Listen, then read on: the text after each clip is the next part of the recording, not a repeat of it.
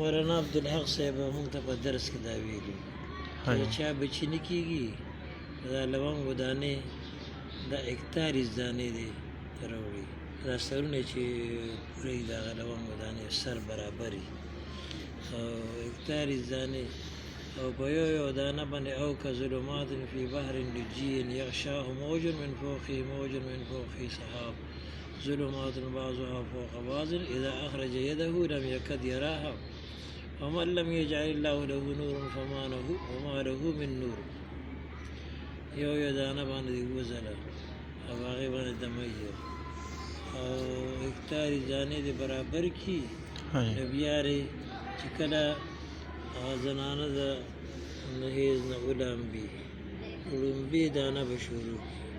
روزانه به یو دانه خوري د سارې او که سارې نه بیا وروسته 2 غنټې پس او بیا چې دا 41 دانې کې دا برابرونه بیا بله میاشتې په دې باندې بیا هیز راځي نو خیر دی هیز دوران کې دا خوري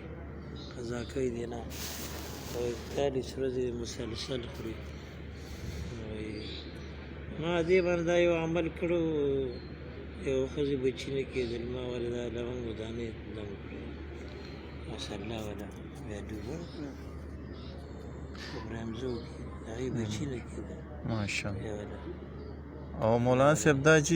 ورکړې دا ممتاز چې دی د هغه برمزو ښه جي ها لوڼه نه وي هېڅ هم نه بیا اوس لوڼه دي هغه واده م شوې جی جی نو بس الله ورکړي بچو او بل ذکریا علیه السلام دا دعا ربي لا تذرني فردا وانت خير الوارثين الله ما یوازې مه پرېږده ته بهترین د وارثان نه یې نو ماله بچي راکړي وی ذکریا علیه السلام الله نه سوال وکړو نو دا دعا یې ویله بار بار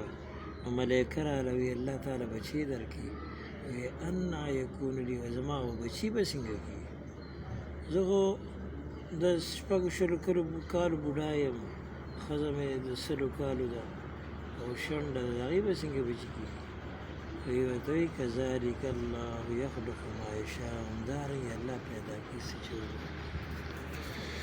او دا مولانا صاحب دا دغه چې بچي د الله درکړي خو اسمه یحیی نوم به یحیی وي حاجي لم نجعل له من قبل سميع د په نوم باندې بل نوم باندې دی پیغمبر نه کړی وحنانا من لدنا وزکاة نو دی به نرم دلی پاکیزه به وکانه تقیه وبرا بوالديه مور او پلار سره به نیکي کوونکي ولم یکن جبارا شاخي او دی به سرکشه نه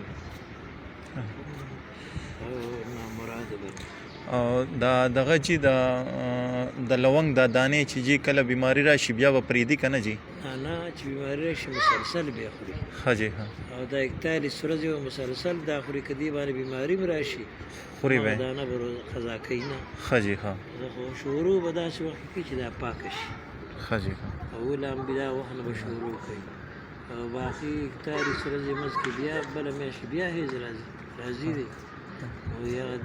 تسلسل به نه پرېږدي مسلسل بیا خوري ښه جي ها